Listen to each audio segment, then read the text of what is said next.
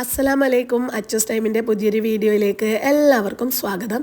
നമ്മുടെ ബിരിയാണികളിലെ മെയിൻ താരാണല്ലോ തലശ്ശേരി ദം ബിരിയാണി.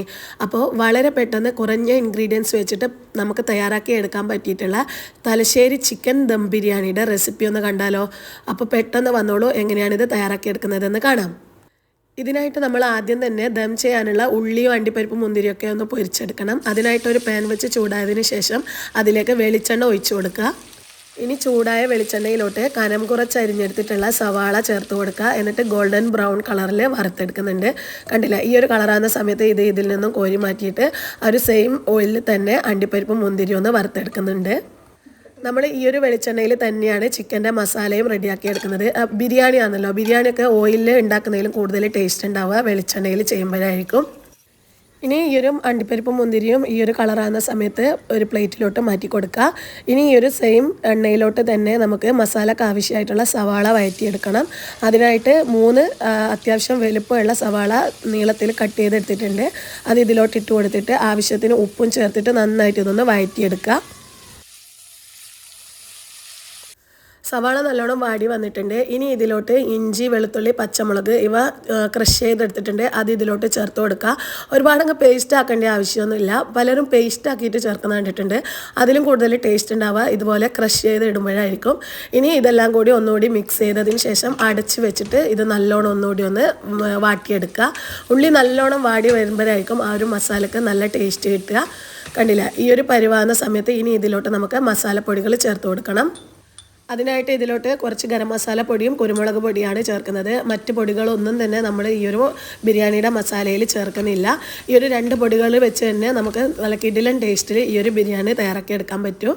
ഇനി ആ ഒരു പൊടികളുടെ പച്ചമണം മാറി വന്നാൽ നന്നായിട്ട് കഴുകി വൃത്തിയാക്കി എടുത്തിട്ടുള്ള ചിക്കൻ്റെ പീസസ് ഇട്ട് കൊടുക്കുക. ചിക്കൻ തീരെ ചെറുതും ആയി പോകരുത്, എന്നാലും അധികം വലുപ്പവും ഉണ്ടാവരുത്. ഒരു മീഡിയം സൈസിൽ കട്ട് ചെയ്തിട്ട് വേണം നമ്മൾ ഇതിലോട്ട് ഇട്ട് കൊടുക്കാൻ.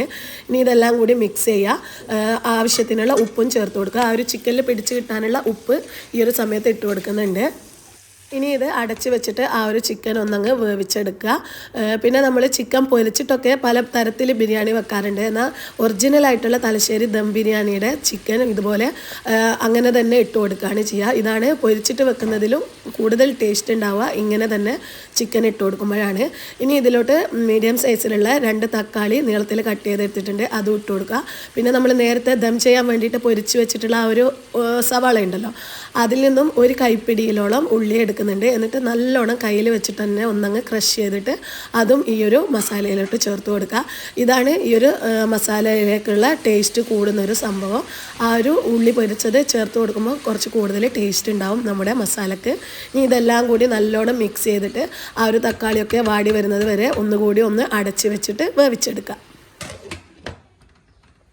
ചിക്കൻ ഇപ്പം നല്ലോണം കറക്റ്റായിട്ട് വെന്ത് വന്നിട്ടുണ്ട്. ഇനി ഇതിലിപ്പം കുറച്ച് ഗ്രേവി ഉണ്ട്. അത് നമുക്ക് അടപ്പ് തുറന്ന് വെച്ചിട്ട് ഹൈ ഫ്ലെയിമിലിട്ടിട്ട് ഒന്നങ്ങ് വറ്റിച്ചെടുത്താൽ മതി.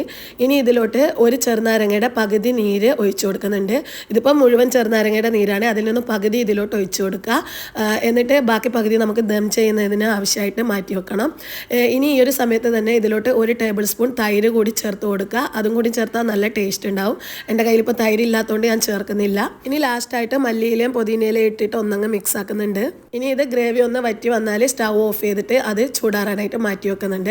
ഈ ഒരു സമയം കൊണ്ട് നമുക്ക് ഈ ഒരു ബിരിയാണിയിലേക്ക് ആവശ്യമായിട്ടുള്ള ചോറ് റെഡിയാക്കി എടുക്കണം. അതിനായിട്ട് 4 കപ്പ് ജീരകശാല റൈസ് എടുത്തിട്ടുണ്ട്. അത് നല്ലോണം കഴുകി ഡ്രെയിൻ ചെയ്യാൻ വേണ്ടി മാറ്റി വെക്കുക.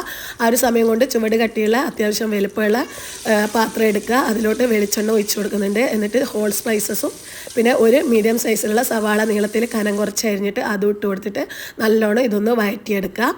ഇനി ഇതിലോട്ട് ഡ്രെയിൻ ചെയ്ത് വെച്ചിട്ടുള്ള റൈസ് ചേർത്ത് കൊടുത്തിട്ട് ഒന്നങ്ങ് വറുത്തെടുക്കുന്നുണ്ട്. ഒരുപാടൊന്നും വേണ്ട, ചെറുതായി ഒന്ന് ചൂടായി വരുന്ന സമയത്ത് ഇതിലോട്ട് തിളച്ച വെള്ളം ചേർത്ത് കൊടുക്കുക. 4 കപ്പ് റൈസിന് 6 കപ്പ് വെള്ളം ചൂടാക്കി എടുത്തിട്ടുണ്ട്. അത് ഇതിലോട്ട് ഒഴിച്ചു കൊടുക്കുന്നുണ്ട്. തിളപ്പിച്ച വെള്ളം തന്നെ ഒഴിച്ചു കൊടുക്കുക. ഇനി ഇതിലോട്ട് ആ ഒരു റൈസിന് ആവശ്യമായിട്ടുള്ള ഉപ്പും ചേർത്ത് കൊടുത്ത് നല്ലോണം മിക്സ് ചെയ്തിട്ട് അടച്ച് വെച്ചിട്ട് ഈ ഒരു ചോറ് വേവിച്ചെടുക്കുക. അപ്പോൾ നമ്മുടെ ബിരിയാണിയിലേക്ക് ആവശ്യമായിട്ടുള്ള ചോറും ഇവിടെ റെഡി ആയിട്ടുണ്ട്. നമ്മൾ എടുക്കുന്ന ആ ഒരു അരിയും വെള്ളമൊക്കെ കറക്റ്റ് അളവിൽ എടുക്കുകയാണെന്നുണ്ടെങ്കിൽ ഇതുപോലെ ഒട്ടിപ്പിടിക്കോ വെന്ത് പോവോ ഒന്നും ചെയ്യാതെ കറക്റ്റ് അളവിൽ നമുക്ക് ഈ ഒരു ചോറ് റെഡിയാക്കി എടുക്കാൻ പറ്റും.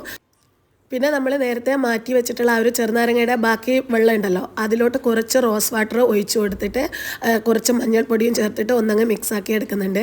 ഈ ഒരു റോസ് വാട്ടർ ചേർക്കുന്നത് കൊണ്ട് തന്നെ നമ്മൾ ദം ചെയ്യുന്ന സമയത്ത് ആ ഒരു ബിരിയാണിക്ക് നല്ലൊരു ഫ്ലേവറും സ്മെല്ലും ഒക്കെ ഉണ്ടാവും. ഇനി ഇതെല്ലാം കൂടി നല്ലോണം മിക്സ് ചെയ്യുക. പിന്നെ മഞ്ഞൾപ്പൊടിക്ക് പകരം വേണമെന്നുണ്ടെങ്കിൽ നമ്മുടെ സാഫ്രോണോ ഫുഡ് കളറോ ഒക്കെ ആഡ് ചെയ്ത് കൊടുക്കാവുന്നതാണ്. ഇനി നമുക്കിത് ദം ചെയ്തെടുക്കാം. ദം ചെയ്തെടുക്കൽ സാധാരണ ചെയ്യുന്നത് പോലെ തന്നെ അത്യാവശ്യം വലുപ്പമുള്ളൊരു പാത്രത്തിലോട്ട് നമ്മൾ മസാല മാറ്റി കൊടുക്കുന്നുണ്ട്. ഏറ്റവും അടിയിൽ മസാല വെച്ച് കൊടുക്കുക. അതിന് മുകളിൽ കുറച്ച് റൈസ് ഇട്ട് കൊടുക്കുന്നുണ്ട്. എന്നിട്ട് നമ്മൾ നേരത്തെ ഉണ്ടാക്കി വെച്ചിട്ടുള്ള ആ ഒരു ചെറുനാരങ്ങയുടെ റോസ് വാട്ടറിൻ്റെയും വെള്ളം ഉണ്ടല്ലോ മഞ്ഞൾപ്പൊടിയൊക്കെ ഇട്ടിട്ടുള്ള അത് ആ ഒരു ബിരിയാണിക്ക് കളർ കിട്ടാൻ വേണ്ടിയിട്ട് കുറച്ചൊന്ന് ഒഴിച്ച് കൊടുക്കുക. എന്നിട്ട് നമ്മൾ പൊരിച്ച് വെച്ചിട്ടുള്ള ആ ഒരു ഉള്ളിയും അണ്ടിപ്പരിപ്പും മുന്തിരിയും ചേർത്ത് കൊടുക്കുന്നുണ്ട്. പിന്നെ കുറച്ച് മല്ലിയിലയും പുതിനയിലയും കട്ട് ചെയ്തിട്ട് അതും ഇതിലോട്ട് ചേർത്ത് കൊടുക്കുക. ഇനി അതിന് മുകളിൽ വീണ്ടും നമ്മൾ ബാക്കിയുള്ള റൈസ് മുഴുവനായിട്ട് ഇട്ട് കൊടുക്കുന്നുണ്ട്. 2 ലെയറായിട്ടാണ് നമ്മളിപ്പോൾ ദം ചെയ്തെടുക്കുന്നത്. ബാക്കിയുള്ള റൈസ് അതിന് മുകളിലായിട്ട് ഇട്ട് കൊടുക്കുക. എന്നിട്ട് ഇതേപോലെ സെയിം പ്രോസസ്സ് തന്നെ ചെയ്യുക. ആ ഒരു റോസ് വാട്ടറിൻ്റെ വെള്ളം ഒഴിച്ച് കൊടുക്കുക. പിന്നെ നമ്മുടെ ഉള്ളി അണ്ടിപ്പരിപ്പ് മുന്തിരി പൊരിച്ചത് ഇട്ട് കൊടുക്കുന്നുണ്ട്. പിന്നെ മല്ലിയില പുതിനയില ഇവ ഇട്ട് കൊടുക്കുക.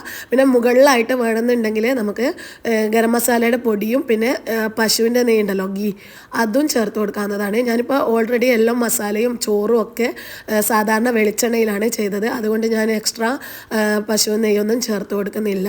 നമ്മൾ ഓയിലൊക്കെയാണ് ചെയ്യുന്നതെങ്കിൽ ഈ ഒരു ദം ചെയ്ത് ഈ ലാസ്റ്റ് സ്റ്റേജിൽ മുകളിലായിട്ട് കുറച്ച് ഗീ ചേർത്ത് കൊടുത്താൽ നല്ലൊരു ഫ്ലേവർ ഉണ്ടാവും ചോറിന്. ഞാനിപ്പം ചേർക്കുന്നില്ല, നമ്മൾ വെളിച്ചെണ്ണയിലാണല്ലോ ചെയ്തത്, അപ്പോൾ അതിൻ്റെ ഫ്ലേവർ തന്നെ ധാരാളമായിട്ടുണ്ട്.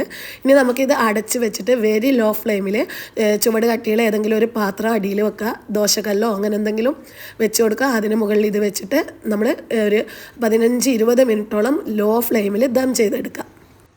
ഇനി ഇത് നമുക്ക് ചൂടോട് കൂടെ തന്നെ സെർവ് ചെയ്യാവുന്നതാണ്. നമ്മൾ എക്സ്ട്രാ ആ ഒരു മസാലയിൽ എക്സ്ട്രാ മസാല പൊടികൾ ഈവൻ ബിരിയാണി മസാല പോലും നമ്മൾ ചേർക്കുന്നില്ല. വെറും ഗരം മസാല പൊടിയും കുരുമുളക് പൊടിയും വെച്ചിട്ടാണ് നമ്മൾ ഈ ഒരു ബിരിയാണിയുടെ മസാല റെഡിയാക്കിയത്. അപാര ടേസ്റ്റാണ് കഴിക്കാൻ. ഉറപ്പായിട്ടും നിങ്ങളെല്ലാവരും ഇതുപോലെ തന്നെ ആ ഒരു റെസിപ്പി ഫോളോ ചെയ്തിട്ട് ഉണ്ടാക്കുകയാണെന്നുണ്ടെങ്കിൽ സൂപ്പർ ടേസ്റ്റിൽ നമുക്ക് ഈ ഒരു തലശ്ശേരി ദം ബിരിയാണി ഉണ്ടാക്കിയിട്ട് കഴിക്കാൻ പറ്റും. നമ്മളിത് സെർവ് ചെയ്യുന്ന സമയത്ത് ആദ്യം കുറച്ച് മസാല പ്ലേറ്റിലോട്ട് ഇട്ട് കൊടുക്കുന്നുണ്ട്. എന്നിട്ട് അതിന് മുകളിൽ റൈസ് വെച്ച് കൊടുക്കുക.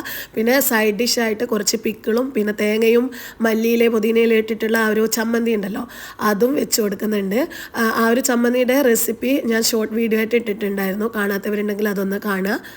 പിന്നെ ഹോട്ടലിലൊക്കെ ഈ ഒരു ബിരിയാണി സെർവ് ചെയ്യുന്ന സമയത്ത് ഒരു കോഴിമുട്ട ബോയിൽ ചെയ്തിട്ട് വെക്കുന്നുണ്ട്. അതും ഈ ഒരു സമയത്ത് വീഡിയോയ്ക്ക് വേണ്ടിയിട്ട് ഞാൻ വെച്ച് കൊടുക്കുന്നുണ്ട്. ഇതിൻ്റെ ഒന്നും ഈവൻ നമുക്ക് പിക്കിളിൻ്റെ പോലും ആവശ്യമില്ല. വെറും ഈ ഒരു ചോറും മസാലയും മാത്രം മതി. അത്രയ്ക്ക് ടേസ്റ്റാണ് ഇത് കഴിക്കാൻ. അപ്പോൾ എന്നും പറയുന്നത് പോലെ വീഡിയോ ഇഷ്ടമായിട്ടുണ്ടെങ്കിൽ ഫ്രണ്ട്സിനോ റിലേറ്റീവ്സിനൊക്കെ ഷെയർ ചെയ്യുക. നമ്മുടെ അച്ചസ് ടൈം എന്ന ചാനൽ സബ്സ്ക്രൈബ് ചെയ്യുക. ഇൻഷാ അല്ലാഹ് പുതിയൊരു വീഡിയോ ആയിട്ട് വീണ്ടും വരുന്നത് വരെ എല്ലാവർക്കും അസ്സലാമു അലൈക്കും.